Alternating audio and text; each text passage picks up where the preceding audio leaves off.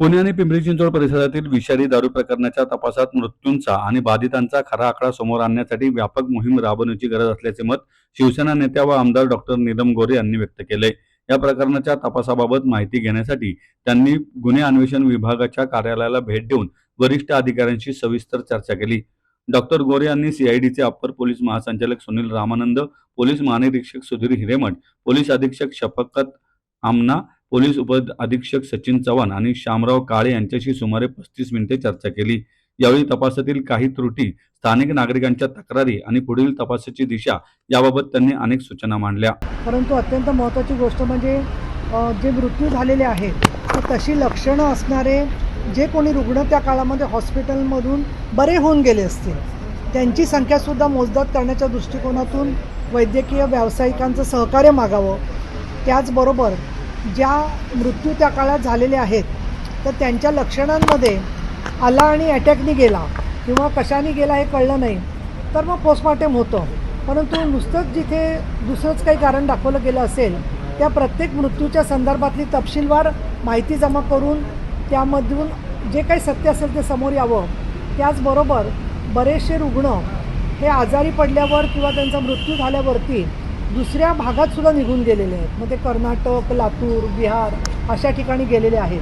तर असे जे लापता झालेले लोक आहेत त्यांचीसुद्धा नोंद होण्याच्या दृष्टिकोनातून अगदी महाराष्ट्रामध्ये दूरदर्शनवरून या तुमच्या माध्यमातून एखादं आवाहन खेड्यापाड्यातील लोकांना कळावं की अशा प्रकारची लक्षणं येऊन पुण्याहून दगावलेला कोणी असेल व्यक्ती तर त्याची माहिती कुटुंबियांनी द्यावी किंवा त्यांच्यावरती कोणी दबाव आणून मुद्दाम त्यांना गायब करतायत का हे पण तपासलं जावं. अशा संदर्भातली सूचना झाली. दुसरं जे आरोपीचे लोक असतात ते बऱ्याच वेळेला लोकांची अशी दिशाभूल करतात की सीआयडी तर एक दिवस तपास करून जातात आणि नंतर तुमची गाठ लोकलच लोकांशी आहे. तर या दृष्टिकोनातून पिंपरी चिंचवड आणि हडपसर या दोन्ही ठिकाणी एक संपर्क अधिकाऱ्यांना करता येईल अशा प्रकारचं कार्यालय तात्पुरत्या स्वरूपात सुरू करावं आणि एखादा व्हॉट्सअप नंबर ताबडतोब म्हणजे ते दोघंही जे DYSP आहेत त्यांचे नंबर तुमच्याकडून पब्लिक करण्यात यावे की या दारूच्या संदर्भातल्या ज्या काही तक्रारी असतील तर त्या लोकांनी निर्भयपणाने त्यांच्याकडे थेटपणाने पोचवाव्या की जेणेकरून लोकांनी पूर्वी निवेदनं दिली असतील पण त्याच्यावर कारवाई झाली नसेल तर त्या निवेदनाची माहितीसुद्धा CID पोलिसांना कळवावी जेणेकरून कुठे कुठे हलगर्जीपणा झाला या सगळे मुद्दे समोर येतील. माझी जवळजवळ 35 मिनटं तपशीलवार चर्चा झाली. बऱ्याचशा सूचना मी त्यांना दिलेल्या आहेत. त्यांनी पण मला अनेक माहिती सांगितलेली आहे. त्यातली अनेक माहिती संवेदनाशील असल्यामुळे या संदर्भामध्ये मी दिलेल्या सगळ्या सूचना जरी सांगू शकले नाही तरीसुद्धा काही वस्त्यांमध्ये लोकांवरती दबाव आहे. विशेषतः हडपसर भागामध्ये आहे, फुगेवाडीमध्ये आहे, इतर काही वस्त्यांमध्ये आहे.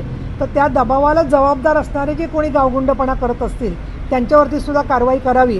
पोलिसांचं निलंबन झालं तरी अनेक निलंबन झालेले अधिकारी तिथेच थांबून पिंपरी चिंचवडमध्ये आणि पुण्यामध्ये थांबून काही वेळेला हस्तक्षेप करण्याची सुद्धा भीती असते आणि या दृष्टिकोनातून त्याबद्दलची सुद्धा योग्य ती दक्षता घ्यावी अशा प्रकारच्या सूचना मी दिलेल्या आहेत. संदर्भामध्ये आता त्यांचा अजून तपास चालला आहे. तपास अजून पूर्ण झालेला नाही आहे आणि त्यामुळे लवकरच याबद्दल ते जी काही वस्तुस्थिती त्यांच्यासमोर येईल त्याच्यामध्ये सगळ्या मेडिकल रिपोर्ट बघून नातेवाईकांशी बोलून प्रत्येक मृत्यूची नोंद घेतली जाईल अशा पद्धतीने त्यांनी मला आश्वासन दिलेलं आहे. आणि त्यामुळे तो तफावत आज जरी दिसत असली तरीसुद्धा तुमच्याकडून सुद्धा जी माहिती येते त्याबद्दल लोकांशी खातरजमा करून त्याबदल्या वैद्यकीय परिस्थिती जाणून घेऊन ती तफावत जी आहे ती दूर केली जाईल.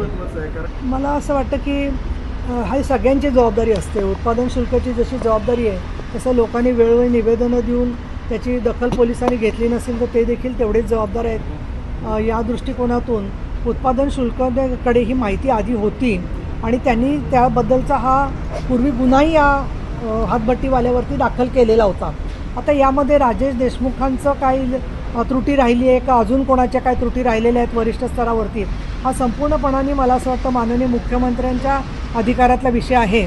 त्यांचंही बारीक लक्ष आहे. एकनाथ शिंदेसाहेबांनाही मी याबद्दलची माहिती सगळी कळवलेली आहे आणि त्यात मग जे जे संबंधित असतील त्याबद्दल आणि परत आपल्याला मी नम्रपणे सांगू इच्छिते की 22 जूनपासून अधिवेशन सुरू होतं आहे. त्यामुळे अधिवेशनामध्ये सुद्धा याच्यावर आवाज उठवलाच जाईल. अधिक वेगवेगळे आमदार काही जणं आज आता जात आहेत. त्याच्या आधी तर मी गेले प्रत्येक ठिकाणी तर कुणी विशेष भेटायलाही त्यांना गेलेले नव्हते. पिंपरी चिंचवडचे गेले पण हडपसरमध्ये मात्र थोडंसं शिथिलता मला जाणवलेली आहे. दुसरं असं, महानगरपालिकेने मदत जाहीर केली आहे पण प्रत्यक्षात ती मदत मिळालेली नाही आहे आणि समाजातले काही लोक आम्हालाच प्रश्न विचारत आहेत की हे दारू पिऊन मेले तर याच्याबद्दल यांच्या कुटुंबियांना का मदत करायची. तर मुळात कुटुंबीय जे आहेत ते काही दारूच्या व्यसनाचे बळी आहेत ते जे आहेत ते, आणि त्यामुळे या कुटुंबियांना कुठे ना कुठे धीर दिला तर केसमध्ये कन्व्हिक्शन होऊ शकेल असं मला वाटतं. आणि प्रत्येकापर्यंत मदत पोचण्याच्या संदर्भात जे जे आपल्याला सत्य समोर दिसतंय ते आपणसुद्धा सरकारसमोर मांडताच आहात आणि अजून काही माहिती आली तर ती त्यांच्याकडेही द्या, आमच्याकडेही द्या आणि मृत्यूंची संख्या जी वास्तवदर्शी आहे ती नक्कीच सरकारला स्वीकारायला लागेल.